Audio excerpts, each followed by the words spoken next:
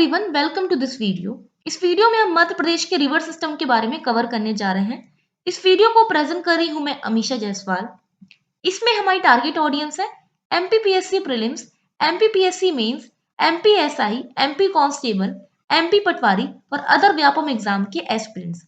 इन सभी को टारगेट करके वीडियो आपको प्रोवाइड की जा रही है। अभी तक हमने नर्मदा रिवर सिस्टम के बारे में कवर किया। पार्ट 1 के वीडियो में हमने जाना नर्मदा का ओरिजिन कहां से होता है, इससे जुड़ी महत्वपूर्ण सहायक नदियों के बारे में हमने कवर किया। साथ ही इसके आसपास कौन से महत्वपूर्ण पाषाणकालीन स्थल है ये भी हमने कवर कर लिया। ये पार्ट 2 वीडियो होगी जिसमें हम डिस्कस करेंगे नर्मदा से जुड़े जलप्रपातों के बारे में, साथ ही परियोजनाओं के बारे में और कुछ महत्वपूर्ण बुक्स के बारे में। तो चलिए स्टार्ट करते हैं पार्ट 2 के इस वीडियो को। सबसे पहले हम देखते हैं नर्मदा नदी पर लिखी गई प्रमुख पुस्तकों के बारे में। एक तरफ बुक्स का नेम लिखा हुआ है, आप देख सकते हैं, और दूसरी तरफ राइटर्स का नेम लिखा हुआ है।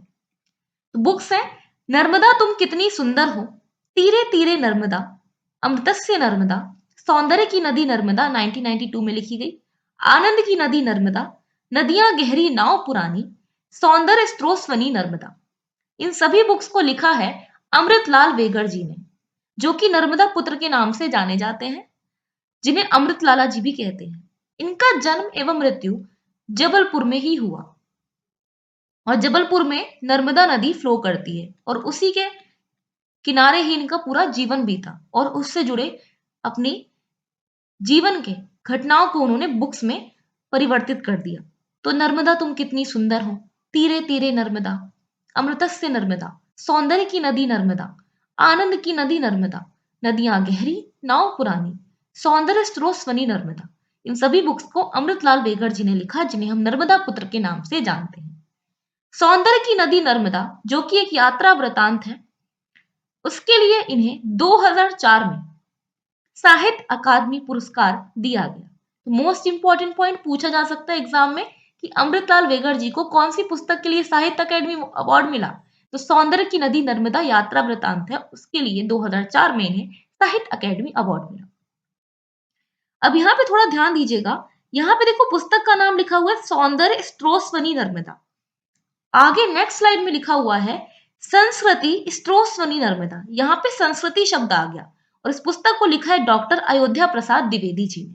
तो ये पॉइंट याद रखिएगा, संस्कृति स्त्रोस्वनी नर्मदा डॉक्टर अयोध्या प्रसाद द्विवेदी और सौंदर्य स्त्रोस्वनी नर्मदा अमृतलाल वेकर जी। ओके, नेक्स्ट नर्मदा समग्र, इसको लिखा स्वर्गीय अनिल माधव दवे जी ने, जिनका जन्म बड़नगर उज्जैन में हुआ था। 2018 में इनका निधन हुआ है। भाजपा की तरफ से ये रह चुके हैं मिनिस्टर, तो ये आपको ध्यान रखना है। नर्मदा समग्र अनिल माधव दवे जी के द्वारा लिखा गया। जंगल रहे ताकि नर्मदा बहे, बिल्कुल वास्तविक बात है, वास्तव में ऐसा होगा तभी तो नर्मदा बहेगी, जंगल रहेंगे तभी नर्मदा बहेगी। तो वास्तव से याद रखो पंकज श्रीवास्तव, वास्तव से श्रीवास्तव, पंकज श्रीवास्तव जी ने जंगल रहे ताकि नर्मदा बहे पुस्तक लिखी है। केंद्र द्वारा मेदिनी पुरस्कार से इन्हें सम्मानित किया गया। फिर नेक्स्ट है नर्मदे हर हर नर्मदे। तो नर्मदे हर हर नर्मदे पुस्तक श्री सुहास लिमिया जी ने लिखी है। नर्मदे हर हर नर्मदे। नर्मदा परिक्रमा पुस्तक लिखी है पंडित राम प्रसाद पाठक ने। अब नर्मदा की परिक्रमा करके आते हैं तो लोग प्रसाद बंटवाते हैं, तो उसी से याद रखो राम प्रसाद पाठक, इन्होंने पुस्तक लिखी। फिर है पानी उतर गया, श्री के.एस. तिवारी जी के द्वारा ये पुस्तक को लिखा गया है। ये कुछ इंपॉर्टेंट बुक्स थी नर्मदा नदी से जुड़ी हुई जो आपको ध्यान रखनी है। इसके बाद आगे बढ़ते हैं, नेक्स्ट हम जानते हैं नर्मदा नदी पर बने वाटरफॉल्स के बारे में, जलप्रपात के बारे में। तो अमरकंटक में 2 वाटरफॉल है, या अनूपपुर भी लिखा रह सकता है बुक्स में। तो अनूपपुर या अमरकंटक के क्षेत्र में 2 प्रमुख वाटरफॉल्स हैं। एक है कपिल धारा वाटरफॉल जो कि 15 मीटर ऊंचा है। फिर है दुग्ध धारा वाटरफॉल जिसको दुर्वासा धारा वाटरफॉल भी कहते हैं, ये भी 15 मीटर ऊंचा आपको देखने को मिलेगा। फिर भेड़ाघाट जबलपुर में धुआंधार वाटरफॉल है, 30 मीटर ऊंचा है, इसे पंचवटी के नाम से जाना जाता है। जेल प्रहरी 2016 में और पुलिस कांस्टेबल 2016 में एक क्वेश्चन पूछा जा चुका है कि धुआंधार वाटरफॉल या भेड़ाघाट कहाँ है, जबलपुर में है। ये पॉइंट बिल्कुल रट लो, बहुत ही इजी क्वेश्चन है, पता होना चाहिए। फिर है सहस्त्र धारा वाटरफॉल 8 मीटर ऊंचा, महेश्वर खरगोन में देखने को मिलेगा। कौशल संचलन क्वेश्चन में आया था 2016 में। अब यहाँ पे थोड़ा इसको पिक्चर के थ्रू समझिएगा। यहाँ पे देखो ये दिख रहा है आपको कपिल धारा वाटरफॉल, बहुत ही प्यारा सा वाटरफॉल है जो कि नर्मदा नदी पर है। कहाँ पे होगा? अमरकंटक अनूपपुर के क्षेत्र में कपिल धारा वाटरफॉल है। 15 मीटर ऊंचा है, ये भी पॉइंट याद रखिएगा। इसके बाद नेक्स्ट पॉइंट पे आते हैं, ये है दुग्धधारा वाटरफॉल, जिसको दुर्वासा धारा वाटरफॉल के नाम से भी जाना जाता है और ये भी 15 मीटर ऊंचा आपको देखने को मिलेगा। ऐसे बहता जैसे दूध बह रहा हो, इसलिए इसको दुग्धधारा वाटरफॉल भी कहते हैं। एकदम वाइड सा यहाँ पे आप देख सकते हैं, जैसे दूध की धारा बह रही हो, तो दुग्धधारा वाटरफॉल, जिसे दुर्वासा धारा वाटरफॉल बोलेंगे, 15 मीटर ऊंचा है। नेक्स्ट हम आते हैं सहस्त्र धारा वाटरफॉल। ये आपको देखने को मिल रहा है, ये है सहस्त्र धारा वाटरफॉल।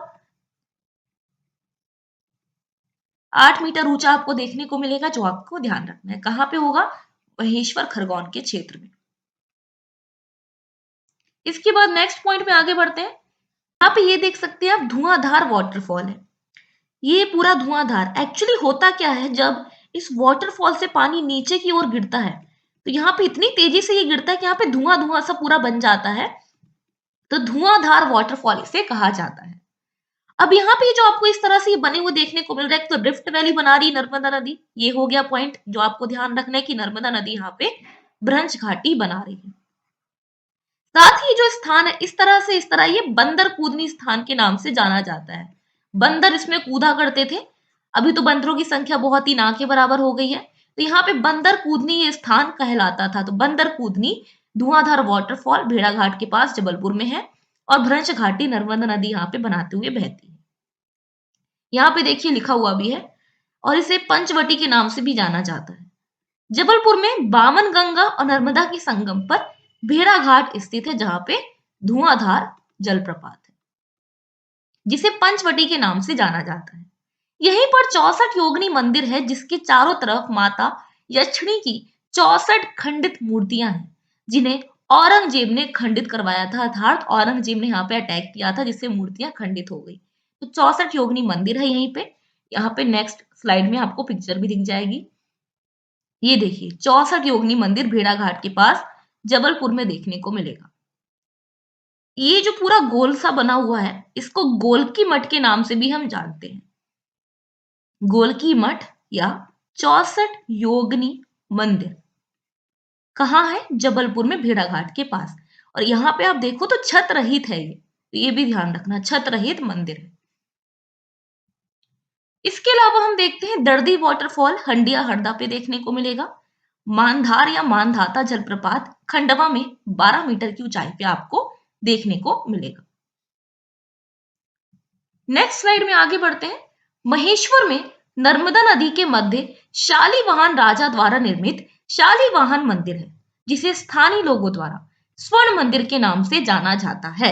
और ये क्वेश्चन तीन एग्जाम में पूछा जा चुका है। एमपीएसआई में 2016 में पूछा जा चुका है, पुलिस कांस्टेबल में 2017 में पूछा जा चुका है, कराधान सहायक में 2010 में पूछा जा चुका है। तो ये क्वेश्चन रिपीट भी हुआ है, तो ये ध्यान रखना। महेश्वर जो कि अपने खरगोन में है, यहाँ के पास नर्मदा नदी के किनारे शालीवाहन मंदिर है, जिसे स्वर्ण मंदिर के नाम से लोकल लोग बोलते हैं। नेक्स्ट पॉइंट में आगे बढ़ते हैं।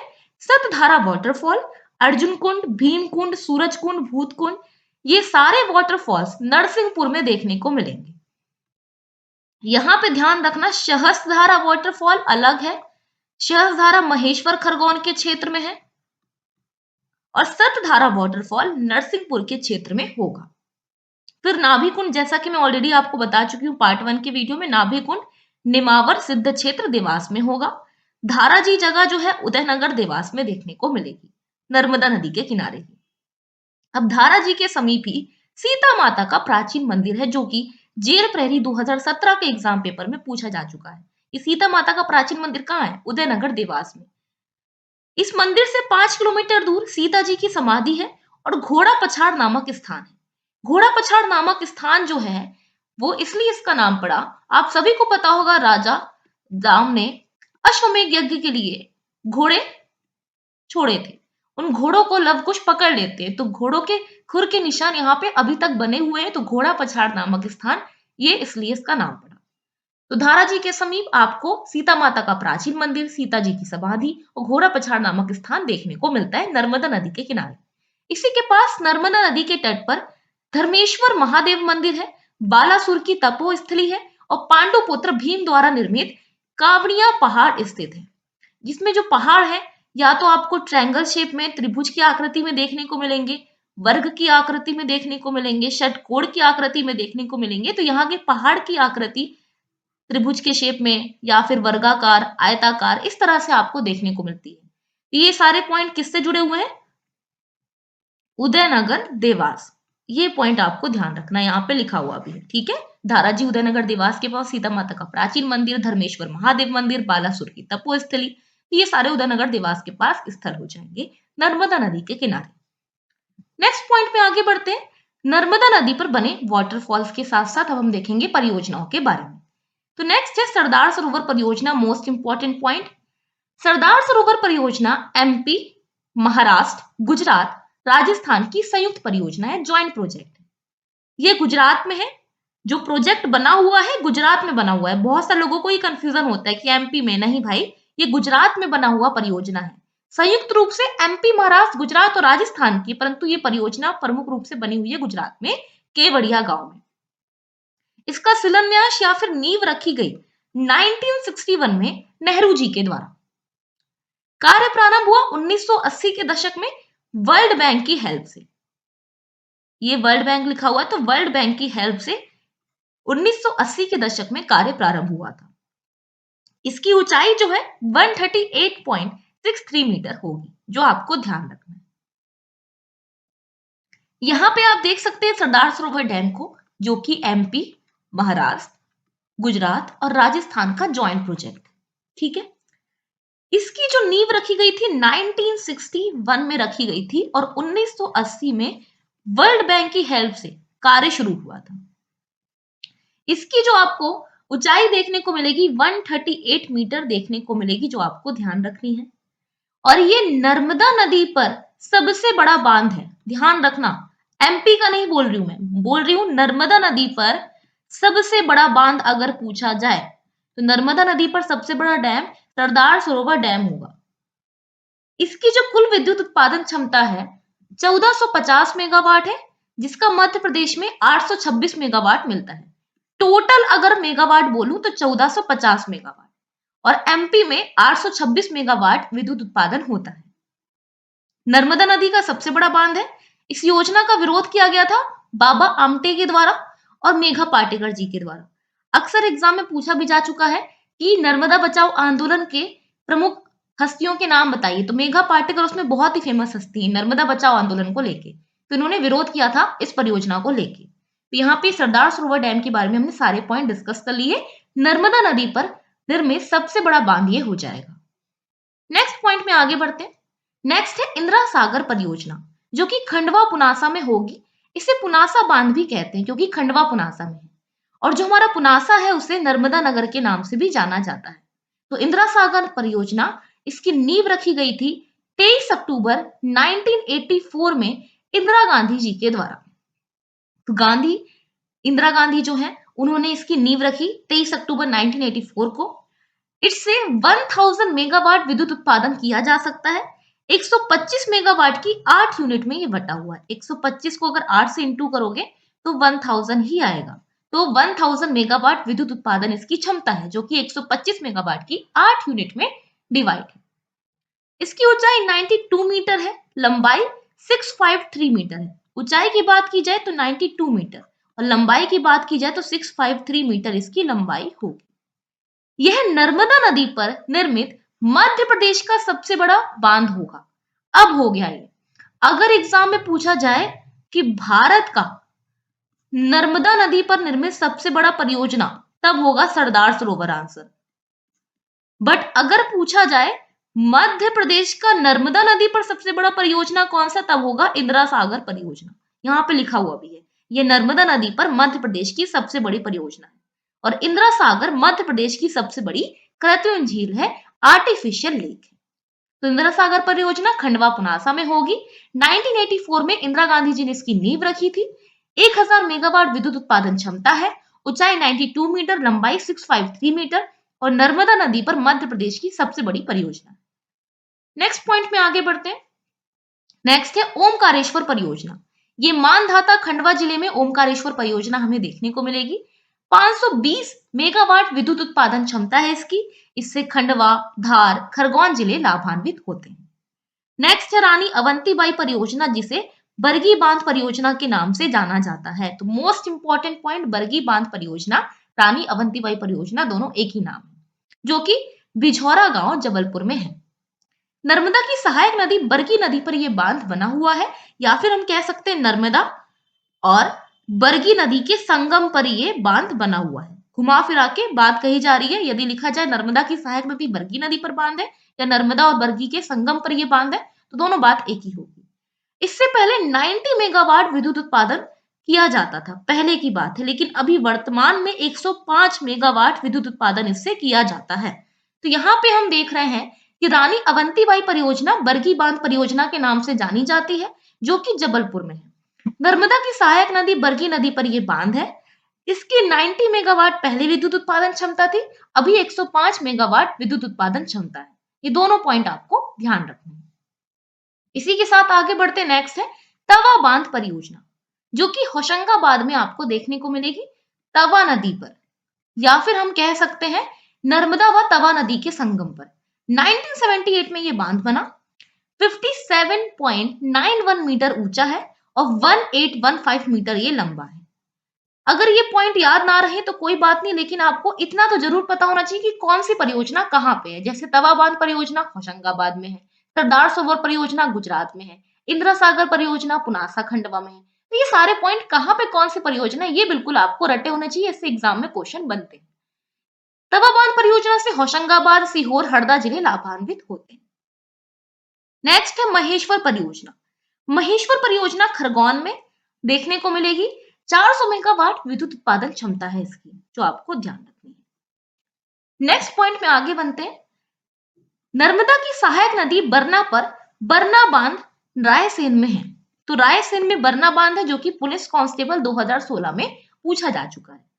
इसी के किनारे नर्मदा नदी के तट पर भृगु ऋषि साधना स्थली के रूप में भृगु क्षेत्र है। गणेश्वर तीर्थ, जनेश्वर तीर्थ और मंगलेश्वर तीर्थ राम जानकी मंदिर और नारद ऋषि मुनि की तपोस्थली नारेदेश्वर तीर्थ स्थल है। तो यही रायसेन में बरना बांध के किनारे ही नर्मदा नदी के तट पर ये प्रमुख धार्मिक स्थल हमें देखने को मिलते हैं। एक बार फ्लो चार्ट में हम देख लेते हैं कि नर्मदा नदी के किनारे कौन कौन सी परियोजनाएं हैं, वाटरफॉल्स हैं। तो यहाँ पे देखिएगा ये बना हुआ है। मैकाल पर्वत पुष्पराजगढ़ से ओरिजिन होता है नर्मदा नदी का। अमरकंटक की पहाड़ी अनूपपुर से नर्मदा नदी निकली, फिर डिंडौरी से फ्लो करते हुए मंडला पहुंची। मंडला पे इस पे थावर परियोजना है, थावर परियोजना। इसके बाद जबलपुर में बरगी बांध है, जिसे रानी अवंतीबाई परियोजना कहते हैं। धुआंधार वाटरफॉल भेड़ाघाट यहीं पे आपको देखने को मिलेगा। फिर बरना बांध हम देखते हैं रायसेन में हो जाएगा। नरसिंहपुर में अर्जुन कुंड, भीम कुंड, सतधारा, सूरज कुंड और भूत कुंड, ये सारे वाटरफॉल्स हमें देखने को मिलेंगे। अर्जुन कुंड वाटरफॉल, भीम कुंड waterfall, Satdhara waterfall, Suraj Kund waterfall, भूत कुंड वाटरफॉल, ये सारे नरसिंहपुर में। होशंगाबाद में तवा बांध है तवा नदी पर। सीहोर में कोलर बांध है नर्मदा नदी पर। फिर हरदा के बाद आगे देवास, देवास में निमावर नाभि कुंड के नाम से जाना जाता है। फिर खंडवा में मानधाता वाटरफॉल, सुक्ता बांध, इंदिरा सागर बांध और ओमकारेश्वर परियोजना। खरगोन में हम देखते हैं सहस्त्रधारा वाटरफॉल, साटक बांध, महेश्वर बांध, डेजला देवड़ा बांध। फिर धार, बड़वानी और अंत में अलीराजपुर में जोबट परियोजना है। इसे मैं अलग से एक बार बना के बताती हूँ तो आपको अच्छे से समझ में आएगा, इसे देखिएगा। हम देखते हैं अमरकंटक से नर्मदा नदी का ओरिजिन होता है। अमरकंटक से निकल के नर्मदा नदी फ्लो करते हुए जा रही है। इसमें हम सबसे पहले देखेंगे अमरकंटक से निकल के डिंडौरी आया। डिंडौरी के बाद आता है मंडला। मंडला में नर्मदा नदी पर है थावर परियोजना। थावर परियोजना हो जाएगी मंडला में। उसके बाद आएगा जबलपुर। जबलपुर में हो जाएगा बरगी डैम, जिसको रानी अवंतीबाई डैम के नाम से हम जानते हैं, बरगी बांध और धुआंधार वाटरफॉल। इसके बाद हम आगे बढ़ते तो नेक्स्ट आ जाएगा आपका रायसेन। रायसेन में बरना बांध हो जाएगा। तो बरना डैम रायसेन में। नेक्स्ट आगे बढ़ते हैं नरसिंहपुर। नरसिंहपुर में बहुत सारे वाटरफॉल थे, जिसमें से आपको प्रमुख रूप से याद रखना है अर्जुन कुंड वाटरफॉल, भीम कुंड वाटरफॉल, भूत कुंड वाटरफॉल और सतधारा वाटरफॉल। ये सारे वाटरफॉल्स हमें देखने को मिलेंगे नरसिंहपुर में। फिर आगे बढ़ते हैं, नेक्स्ट आते हैं होशंगाबाद। होशंगाबाद में तवा बांध हो जाएगा, तो होशंगाबाद में तवा बांध। नेक्स्ट आते हैं सीहोर में। सीहोर में हो जाएगा कोलर बांध, कोलर बांध सीहोर में हो गया। नेक्स्ट आगे बढ़ते हैं, नेक्स्ट आ जाएगा अपना खंडवा का क्षेत्र प्रमुख रूप से। खंडवा में मानधाता वाटरफॉल है।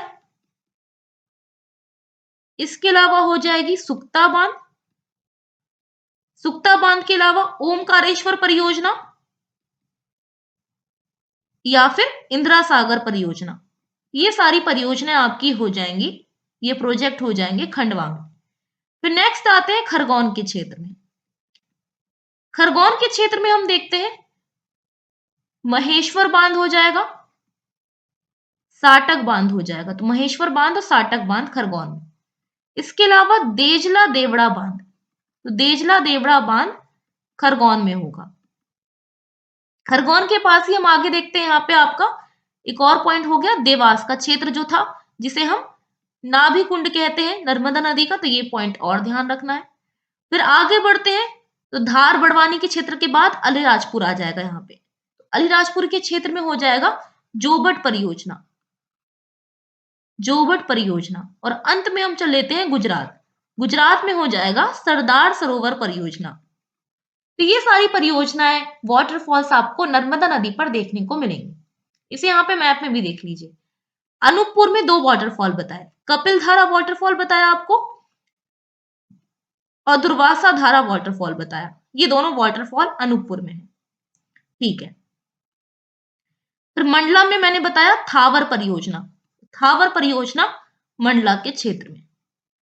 फिर जबलपुर में बरगी डैम है, बरगी डैम जबलपुर। नरसिंहपुर में सतधारा वाटरफॉल है, अर्जुन कुंड वाटरफॉल है और भीम कुंड वाटरफॉल है। ये सारे वाटरफॉल्स हो जाएंगे नरसिंहपुर में, जो आपको ध्यान रखने हैं वाटरफॉल। फिर होशंगाबाद में तवा बांध, रायसेन में बरना बांध, इसके बाद नेवास को नाभि कुंड के नाम से जाना जाता है। खंडवा में हो जाएगा मानधाता वाटरफॉल, इंदिरा सागर परियोजना, साथ ही हम देख रहे हैं ओमकारेश्वर परियोजना और सुक्ता बांध। ये सारे पॉइंट हो गए खंडवा को लेके। खरगोन में हो जाएगा साटक बांध, महेश्वर बांध और देजला देवड़ा बांध। और अलीराजपुर में हो जाएगा जोबट परियोजना। तो ये सारे प्रमुख पॉइंट हमने डिस्कस कर लिए नर्मदा नदी को लेके, जो हमें पता होना चाहिए। और गुजरात में है सरदार सरोवर परियोजना, जो कि नर्मदा नदी की सबसे बड़ी परियोजना है सरदार सरोवर। अगर एमपी की पूछी जाए तो एमपी की नर्मदा नदी पर सबसे बड़ी परियोजना इंदिरा सागर परियोजना होगी। तो ये सारा पॉइंट हमने मैप के थ्रू डिस्कस कर लिया, फ्लो चार्ट में देख लिया। नेक्स्ट पॉइंट में आगे बढ़ते हैं। नेक्स्ट है नर्मदा जल विवाद। तो नर्मदा जल विवाद को रोकने के लिए नर्मदा जल विवाद अभिकरण का गठन किया गया, जिसका गठन किया गया 6 अक्टूबर 1996 को वी रामास्वामी और डॉक्टर अंसारी की अध्यक्षता में। वी रामास्वामी और डॉक्टर अंसारी की अध्यक्षता में 6 अक्टूबर 1996 को नर्मदा जल विवाद अभिकरण का गठन किया गया, जिसमें हम देखते हैं एमपी, महाराष्ट्र, गुजरात, राजस्थान के मध्य नर्मदा जल विवाद को सुलझाया जा सके। इसके बाद हम देखते हैं नर्मदा बचाओ आंदोलन। नर्मदा क्षेत्र के विस्थापन को रोकने के लिए 1985 में नर्मदा बचाओ आंदोलन की शुरुआत हुई, जिसमें मेघा पाटकर, अरुण पटेल, अरुंधति रॉय, बाबा आमटे, शबाना आजमी नेतृत्व करता रहे। तो यहाँ पे एग्जाम में मेघा पाटेकर जी का नाम कई बार पूछा जा चुका है कि नर्मदा बचाओ आंदोलन की नेतृत्वकर्ता कौन रही है। मेघा पाटकर जी का नाम याद रखना। और नर्मदा बचाओ आंदोलन की शुरुआत 1985 में शुरू हुई। नेक्स्ट पॉइंट में आते हैं, नमामि देवी नर्मदा सेवा यात्रा। नर्मदा नदी के संरक्षण एवं शुद्धिकरण के उद्देश्य से 11 दिसंबर 2016 को नर्मदा के उद्गम स्थल अमरकंटक से इस यात्रा का शुभारंभ किया गया, जो 148 दिनों तक चला और प्रदेश के 16 जिलों से होकर 3,350 किलोमीटर की दूरी के साथ 15 मई 2017 को नरेंद्र मोदी जी पीएम द्वारा समाप्त किया गया। तो यहाँ पे याद रखना है कि नमामि देवी नर्मदा सेवा यात्रा 2016 11 दिसंबर को शुरू हुई और अंत इसका हुआ 15 मई 2017 को। और जैसा कि मैंने आपको बताया, नर्मदा नदी 16 जिलों से होकर बहती है, तो 16 जिलों से होकर यह यात्रा हुई थी। तो नमामि देवी नर्मदा सेवा यात्रा 2016 11 दिसंबर से 15 मई 2017 तक चली। नेक्स्ट पॉइंट में आते हैं, पुखराज अभियान। पुखराज अभियान किससे जुड़ा हुआ है? नर्मदा नदी से जुड़ा हुआ है। 2019 में नर्मदा व उसकी सहायक नदियों में अवैध रेत खनन व परिवहन को रोकने के लिए पुखराज अभियान चलाया गया। और ये क्वेश्चन में आ चुका है। समग्र सामाजिक सुरक्षा विस्तार अधिकारी भर्ती परीक्षा में 2017 में ये क्वेश्चन पूछा गया था कि पुखराज अभियान किससे संबंधित है? तो नर्मदा नदी से जुड़ा हुआ है। 2019 में इसकी शुरुआत हुई। नेक्स्ट हम पॉइंट देखते हैं, 3 मई 2017 को प्रदेश की पहली जीवित नदी का दर्जा दिया गया नर्मदा नदी को।